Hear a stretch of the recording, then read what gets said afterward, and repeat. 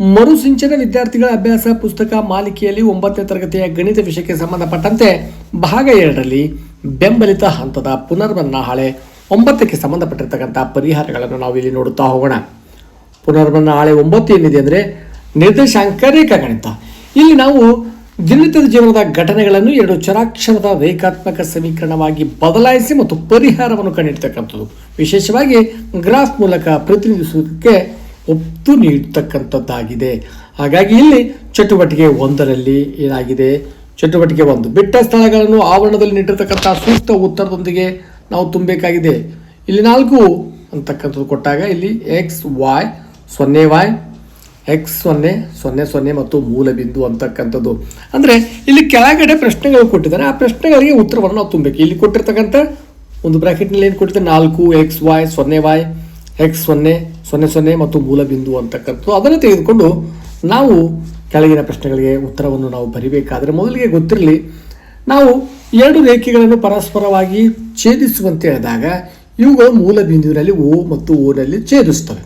ಹಾಗಾಗಿ ಈಗ ನಾವು ಈ ಅಡ್ಡ ರೇಖೆಗೆ ನಾವು X ಅಕ್ಷ ಎಂದು, ಲಂಬ ರೇಖೆಗೆ ನಾವು Y ಅಕ್ಷ ಎಂದು ನಾವು ಕರೆಯುತ್ತೇವೆ.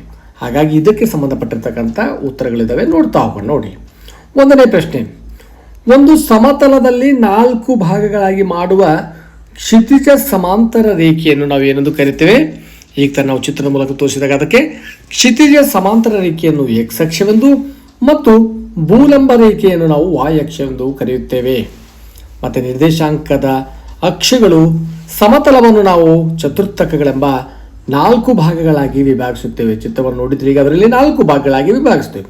ಮತ್ತು 3ನೇ ಪ್ರಶ್ನೆ, ಅಕ್ಷಗಳ ಛೇದನ ಬಿಂದುವು ಮೂಲ ಬಿಂದು ಎಂದು ಕರೆಯಲಾಗುತ್ತದೆ. X ಅಕ್ಷದ ಮೇಲಿರ್ತಕ್ಕಂಥ ನಿರ್ದೇಶಾಂಕಗಳು X ಮತ್ತು 0 ರೂಪದಲ್ಲಿರುತ್ತವೆ. Y ಅಕ್ಷದ ಮೇಲಿರ್ತಕ್ಕಂಥ ಬಿಂದುಗಳು 0Y ರೂಪದಲ್ಲಿರುತ್ತವೆ ಮತ್ತು ಮೂಲ ಬಿಂದುವಿನ ನಿರ್ದೇಶಾಂಕಗಳು 00 ಆಗಿರುತ್ತವೆ. ಇದು ಈ ಒಂದು ಗ್ರಾಫ್ನಲ್ಲಿ ಬರ್ತಕ್ಕಂಥ ಒಂದು ಪರಿಹಾರಗಳಾದವು. ನಂತರದಲ್ಲಿ ಚಟುವಟಿಕೆ 2ರಲ್ಲಿ ಕೆಳಗಿನ ಭೂಪಟದಲ್ಲಿ ಗುರುತಿಸಿರ್ತಕ್ಕಂಥ ಎಲ್ಲ ಪ್ರದೇಶಗಳ ನಿರ್ದೇಶಾಂಕಗಳನ್ನು ಬರೆಯಿರಿ. ಸೊ X ಅಕ್ಷ ಮತ್ತು Y ಅಕ್ಷಗಳು ಕೊಟ್ಟಿದ್ದಾನೆ, ಮತ್ತು -X ಮತ್ತು -Y ಅಂತಕ್ಕಂಥದ್ದು ಅಥವಾ X', Y' ಅಂತಕ್ಕಂಥ 4 ಅಕ್ಷಗಳಲ್ಲಿ ಬರ್ತಕ್ಕಂಥವು ಬೆಲೆಗಳು ಕೊಟ್ಟಿದ್ದಾನೆ, ಗ್ರಾಫ್ ಹಾಕಿದ್ದಾನೆ. ಅದರಲ್ಲಿ ಕೆಳಕಂಡ ಹೆಸರುಗಳಿಗೆ ಸಂಬಂಧಪಟ್ಟಂತೆ ಅವುಗಳ ಒಂದು ನಿರ್ದೇಶಾಂಕ ಮೂಲ ಬಿಂದುಗಳನ್ನು ಕಂಡುಹಿಡಬೇಕು. ಒಂದು ಉದಾಹರಣೆ ಕೊಟ್ಟಿದ್ದಾರೆ, ಲಾಸ ಅಂತಕ್ಕಂಥದ್ದು ಎಲ್ಲಿದೆ?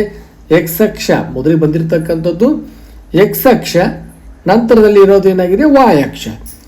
X ಅಕ್ಷ ಮತ್ತು Y ಅಕ್ಷದಲ್ಲಿ ಇರ್ತಕ್ಕಂಥ ಬೆಲೆ ಕೊಟ್ಟಿದೆ. ಲಾಸ ಅಂದರೆ X ಅಕ್ಷ 5 ಆಗಿದೆ ಮತ್ತು Y ಅಕ್ಷ 3 ಆಗಿದೆ. ನೋಡ್ತಾ ಹೋಗ್ಬೋದು ಇಲ್ಲಿ ಎಲ್ಲಿದೆ X ಅಕ್ಷ 5 ಮತ್ತು Y ಅಕ್ಷ 3 ಅಂದಾಗ X ಅಕ್ಷ 5 ಅಂತಕ್ಕಂಥದ್ದು ಇಲ್ಲಿ ಕಾಣಿಸ್ತಾ ಇದೆ, ನೋಡ್ಬೋದು.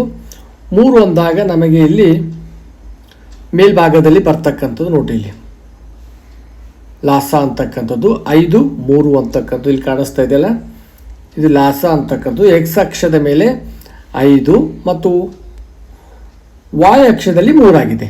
ಇನ್ನೊಂದು ಸರಿ ನೋಡಿ, ಇಲ್ಲಿ X ಅಕ್ಷದಲ್ಲಿ 5 ಮತ್ತು Y ಅಕ್ಷದಲ್ಲಿ 3 ಆಗಿದೆ. ಹಾಗಾಗಿ ಇದಕ್ಕೆ ನಾವು 5 ಮತ್ತು 3 ಅಂತಕ್ಕಂಥ ನಿರ್ದೇಶಾಂಕಗಳನ್ನು ಬರೆದಿದ್ದೀವಿ. ಹಾಗಾಗಿ ಉಳಿದಿರ್ತಕ್ಕಂಥ ಒಂದು ಹೆಸರುಗಳೆಂದು ಪುಣೆ, ರಂಗೂನ್, ದೆಹಲಿ, ಬೆಂಗಳೂರು, ಶಿಲಾಂಗ್, ಕ್ವೆಟ್ಟಾ, ಕಾಠ್ಮಂಡು, ಕಾರ್ಗಿಲ್, ಭೋಪಾಲ್ ಹೀಗೆ ಇತ್ಯಾದಿಗಳನ್ನು ಕೂಡ ತಾವುಗಳು ತಮ್ಮ ಒಂದು ಪುಸ್ತಕದಲ್ಲಿ ತೆಗೆದುಕೊಂಡು ಮೊದಲಿಗೆ ಆ ಒಂದು ನಗರಗಳು X ಅಕ್ಷದಲ್ಲಿ ಎಲ್ಲಿ ಮತ್ತು Y ಅಕ್ಷದಲ್ಲಿ ಎಲ್ಲಿ ನಿರ್ದೇಶಾಂಕಗಳಿದ್ದೀವಿ ಅಂತಕ್ಕಂಥದ್ದು ಬರಿಬೇಕು. ನಾವಿಲ್ಲಿ ಉತ್ತರವನ್ನು ಬರೆದಿದ್ದೀವಿ, ತಾವುಗಳು ನೋಡಬಹುದಾಗಿದೆ.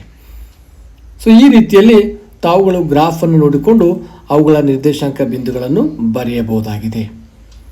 ಚಟುವಟಿಕೆ 3, ಈ ಕೆಳಗೆ ನೀಡಿರ್ತಕ್ಕಂಥ ಕೋಷ್ಟಕದಲ್ಲಿ X+Y ಸಮನಾಗಿದೆ 6, ಸಮೀಕರಣದ ಬೆಲೆ Xನ ಬೆಲೆ 2 ನೀಡಿದಾಗ Yನ ಬೆಲೆ 4 ಬರುತ್ತದೆ ಅಂತಕ್ಕಂಥದ್ದು. ಇದೇ ರೀತಿ Xನ ಇತರ ಬೆಲೆಗಳಿಗೆ Yನ ಬೆಲೆಗಳನ್ನು ಅಡ್ಡ ಸಾಲಿನಲ್ಲೂ ಹಾಗೂ ಅದೇ ರೀತಿ Yನ ಇತರ ಬೆಲೆಗಳಿಗೆ Xನ ಬೆಲೆಯ ಅಡ್ಡ ಸಾಲಿನಲ್ಲಿ ತುಂಬುವ ಮೂಲಕ ಕೋಷ್ಟಕವನ್ನು ಭರ್ತಿ ಮಾಡಿ ಅಂತ ಹೇಳ್ತಾರೆ.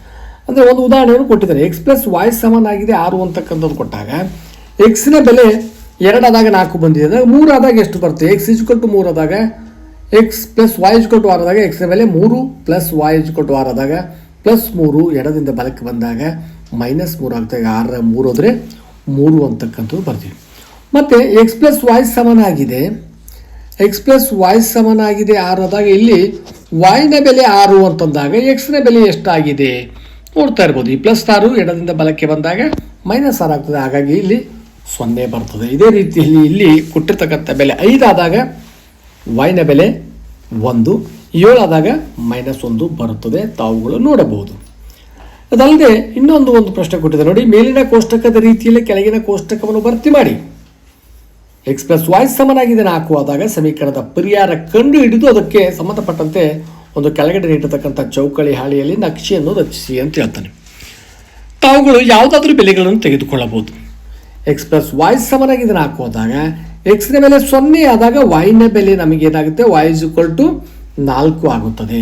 ಒಂದು ವೇಳೆ ಎಕ್ಸ್ನ ಬೆಲೆ 1 ಆದಾಗ ಎಡದಿಂದ ಬಲಕ್ಕೆ ಬಂದಾಗ -1, ಹಾಗಾಗಿ ಎಕ್ಸ್ನ ಬೆಲೆ 3, 2 ಆದಾಗ 2, 3 ಆದಾಗ 1, 5 ಆದಾಗ -1 ಆಗುತ್ತದೆ. ಇದನ್ನು ತೆಗೆದುಕೊಂಡು ಇಲ್ಲಿ ನಾವೇನು ಮಾಡಿದ್ವಿ, ಇದನ್ನು ತೆಗೆದುಕೊಂಡು ನಾವು ಇಲ್ಲಿ ನಕ್ಷೆಯಲ್ಲಿ ಪ್ರತಿನಿಧಿಸಿದೆ ತಾವು ನೋಡ್ತಾ ಇರಬಹುದು. ಎಕ್ಸ್ ಅಕ್ಷ ಮತ್ತು ವಾಯ್ ಅಕ್ಷಗಳನ್ನು ಇಲ್ಲಿ ಎಳೆಯಲಾಗಿದೆ.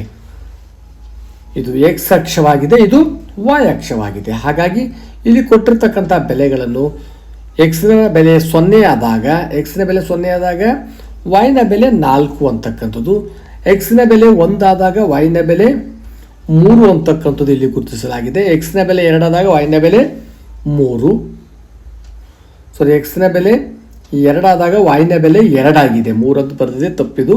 ಎಕ್ಸ್ನ ಬೆಲೆ 2 ಆದಾಗ ವೈನ ಬೆಲೆ 2, ಎಕ್ಸ್ನ ಬೆಲೆ 3 ಆದಾಗ ವೈನ ಬೆಲೆ 1 ಅಂತಕ್ಕಂಥದ್ದು. ಹಾಗೆ 5 ಆದಾಗ -1 ಅಂತಕ್ಕಂಥ ಒಂದು ಬಿಂದುಗಳನ್ನು ಗುರುತಿಸಿ ಅವುಗಳನ್ನು ಸೇರಿಸಿದಾಗ ಒಂದು ಸರಳ ರೇಖೆ ಉತ್ಪತ್ತಿ ಆಗುತ್ತದೆ. ಹಾಗಾಗಿ ಇದು y ಸಮನಾಗಿದೆ mx ಪ್ಲಸ್ ರೂಪದಲ್ಲಿ ಇರ್ತಕ್ಕಂಥ y ಸಮನಾಗಿದೆ mx ಪ್ಲಸ್ c ರೂಪದಲ್ಲಿ ಬರ್ತಕ್ಕಂಥ ಒಂದು ನಕ್ಷೆ ಆಗಿದೆ. ಹಾಗಾಗಿ ತಾವುಗಳು ಕೂಡ ನಿಮ್ಮ ಶಿಕ್ಷಕರ ಸಹಾಯದಿಂದ ರೇಖಾ ನಕ್ಷೆ ಮೂಲಕ ಇತರ ಪರಿಹಾರಗಳ ಬಗ್ಗೆ ತಿಳಿದುಕೊಂಡು ಇನ್ನೂ ಅನೇಕ ಒಂದು ನಕ್ಷೆಗಳನ್ನು ತಾವು ರಚಿಸಬಹುದಾಗಿದೆ. ಇದು ಪರಿಹಾರ ಯಾವುದು, ಪುನರ್ಮನನ ಹಾಳೆಗೆ ಸಂಬಂಧಪಟ್ಟಿರ್ತಕ್ಕಂಥ ಪರಿಹಾರ ಆಗಿದೆ. ಮುಂದಿನ ವಿಡಿಯೋದಲ್ಲಿ ನಾವು ಮತ್ತೊಂದು ಪುನರ್ಮನನ ಹಾಳೆಯ ಪರಿಹಾರದೊಂದಿಗೆ ಭೇಟಿಯಾಗೋಣ. ಧನ್ಯವಾದಗಳು.